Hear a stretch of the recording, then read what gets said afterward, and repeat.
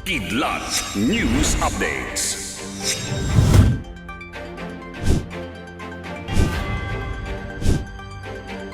Ako po si Cesar Soriano, kasama ang buong puwersa ng Kidlat News Channel para ihatid ang mga nangungunang balita sa buong kapuluan ngayon. Posibleng issue sa lupa ang dahilan ng pagpatay sa Misamis Occidental radio broadcaster na si Juan Humalon o mas kilala bilang DJ Johnny Walker ayon sa misis nito.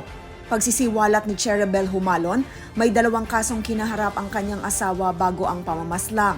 Una ay ukol sa kompetisyon sa negosyo sa radio station, habang ang pangalawa ay tungkol sa away sa nagmamay-ari ng lupa kung saan nakapwesto ang radio station nito sa bahay ng mga Humalon sa barangay Don Bernardo, Neri. Nagsampa si Humalon ng falsification of public documents sa Regional Trial Court ng Oroquieta dahil matagal na umanong yumao ang nakapirma sa deed of sale ng lupa. Kinatigan ng RTC ang kanilang reklamo at isang hiwalay na kaso rin ang isinampa nila sa RTC Branch 36 sa Calamba para sa pagpapawalang bisa ng titulo. Dagdag pa ng byuda ni Humalon, malabong may naagrabyado ito sa kanyang trabaho dahil pawang entertainment lang ang programa nito sa radyo. Kasalukuyang gumugulong ang malalimang investigasyon sa pagtugis sa mga suspect sa pamamaril sa radio DJ, alinsunod na rin sa utos ni Pangulong Ferdinand Marcos Jr. Nakataas din ng 100,000 pisong pabuya sa kung sino mang makapagbibigay ng impormasyon sa mga suspect. Formal na nilagdaan ng Metropolitan Manila Development Authority o MMDA at Philippine Coast Guard ang Memorandum of Agreement o MOA para sa rehabilitasyon at pangangasiwa ng Pasig River Ferry Service bilang alternatibong transportasyon. Ang MOA sa ilalim ng Executive Order No. 35 o Interagency Council for the Pasig River Urban Development ay nilagdaan ni na MMDA Acting Chairman Attorney Romando Artes, MMDA Deputy Chairman Yusek Frisco San Juan Jr., Coast Guard Commandant Admiral Ronnie Hill Gavan, at Coast Guard Rear Admiral Hostilio Arturo Cornelio. Maigting na koordinasyon at kooperasyon sa hanay ng 2 ahensya ang naging sentro ng napagkasunduan sa layuning lalo pang mapagbuti ang serbisyo ng river ferry para sa mga pasahero. Gayon rin sa pagtugon sa panahon ng kalamidad at marine disaster-related activities, joint water search and rescue training sa mas epektibong disaster response.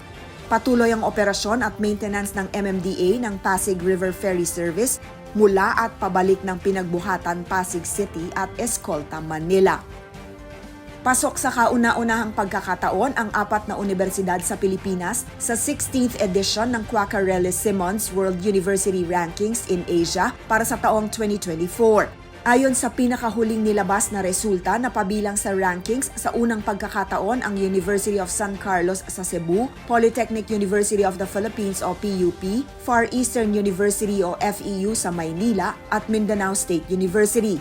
Kabilang ang 4 na universidad sa 12 iba pa na kasama rito gaya ng University of the Philippines o UP, Ateneo de Manila University, De La Salle University at University of Santo Tomas na nasa hanay ng top 200 best-ranked universities sa kontinente. Muli namang nanguna sa rankings ang Peking University sa China na sinusundan ng University of Hong Kong at ng National University of Singapore. Ang Quaccarelli-Simmons ay isang kumpanyang naghahanay sa mga institusyong mayroong natatanging pagganap sa larangan ng edukasyon sa buong mundo. Para sa Kidlat News Updates, ako si Rosalyn Sinchonko, nag-uulat. You are not authorized to conduct maritime patrol within the territorial sea. Ngayong Nobyembre, kasabay ng pagkilala sa bayaning si Gat Andres Bonifacio, tunghayan ang mga bayani ng kasalukuyang panahon. I am asking for you to remain loyal. We will always be ready to defend our country and our people. We call on our people to stand behind the government to secure the national interest. Sa pagharap sa mga sigalot ng bagong henerasyon, paano ipinaglalaban ng sandatahang lakas ng Pilipinas ang ating karapatan sa loob at labas ng inang bayan? Is it now high time to prioritize our defense? Huwag tayong magbulag-bulagan sa nangyayari sa buong mundo. And if we say na imposibleng mangyari sa atin, we are already falling into the narrative of our enemies. Dapat laging handa tayo. Sa panayam ni Cesar Soriano kay AFP Chief of Staff General Romeo Browner Jr., ating kilalanin ang pagsisikap ng mga nasa hanay ng depensa ng bansa para maitaguyod ang kalayaan ng Pilipinas. Ang laya mo'y babantayan.